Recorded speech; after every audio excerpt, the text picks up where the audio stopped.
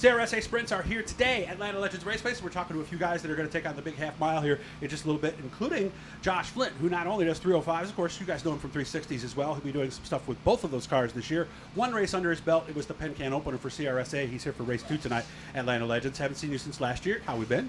Pretty good. It was a short winter, it seemed like. Got geared up and ready for the season. Got the 305 all polished up, and the X1 chassis seemed to come out strong so far. Couldn't help but repeat the term you used to me at Penn Can. You said the driver ran out of talent. What happened? We were battling. The car was fast early night. I mean, this X1 car has been awesome so far. Jason Barney's got us hooked up pretty good. Started 6th in the heat race, drove it up to 2nd early on, so we qualified decent. Started 4th in the feature and was driving to 3rd and battling for 2nd. On a restart, I fell back to 5th and getting aggressive, trying to get 4th place back. The pass got a little tight going into 3, and I got crossed up. Unfortunately, Darryl Ruggles got into me, tore his car up. I feel bad for him. Oh, that was when he broke his thumb, right? Yeah, he hit us pretty solid. Ended up flattening our left rear. Fortunately for us, we had a bent W-link in the tire, but we were able to get the tire changed and salvage a 10th out of it. Were you trying to get under somebody? Yeah, I was making an aggressive pass there. It was the late stages of races, and I had a good battle going side by side with another guy, and the hole was there, and then the hole closed.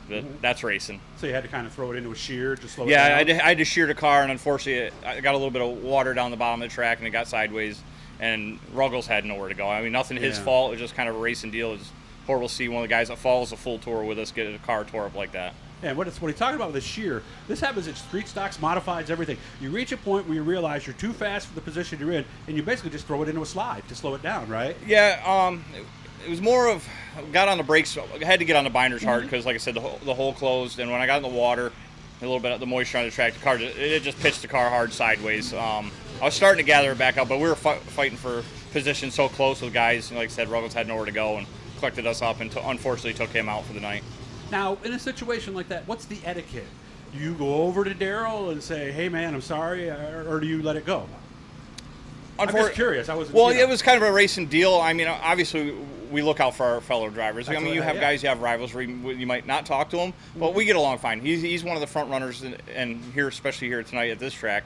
So we get along fine. We talked afterwards, and we talked today when we got here. And it's a racing deal. I was glad to see he didn't get hurt. I know his thumb still bothered him quite a bit, but he did say he junked a car, and I hate to see that. I've been there myself and destroyed cars, and it's unfortunate for them. But it's a racing deal, and we just go on to the next night. But it's best sometimes to handle that right at the spot, and sometimes maybe it's best to wait till next week. Right? Yeah, some drivers have more of a temper than others. I've always been able to talk to him fine. Okay, good. We've really never had any incidents. We've had some really good races side by side, so Shortest walk you take is when you go from your pit area to theirs, isn't it? Seems like you get there really fast, especially when it's something that you did. Yeah, exactly. Degree, so. Exactly. What's the plan? 360 getting out this year too? Yeah, we'll be out at the Fonda Speedway and Utica Rome Speedway, so be happy to get back to Utica Rome. Following a tour? Nope, not following a tour. We're going to focus on the CRSA tour this year. It kind of fits our budget a little bit better. We had some bad luck the last few years with the 360, so we're going to kind of regroup, run this for the points, and see how we do. Did you get the 360 out at all last year? No, unfortunately, everything was locked down, so we were only able to get through all the 360s raring to go. Okay. Yeah. So how about tonight here, Canandaigua? Going to be elbows up. I haven't had a lot of luck here, both of the 360. I mean, we've had bad luck. Power steering pump one time, had to start in the back. We've been able to drive forward. Last time we were unfortunately driving from the back again due to a part failure earlier in the night, and ran out of town again, I guess we could say.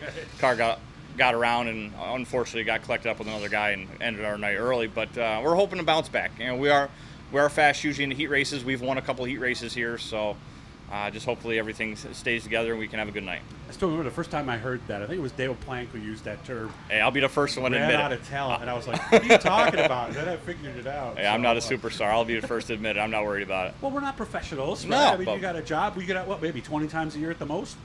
25? Yeah, I think our schedule's like, this is actually the shortest schedule we've had. We only have 19 races on our schedule this year. But usually, around 25 to 27 for us. So. Yeah. So to expect perfection would be silly.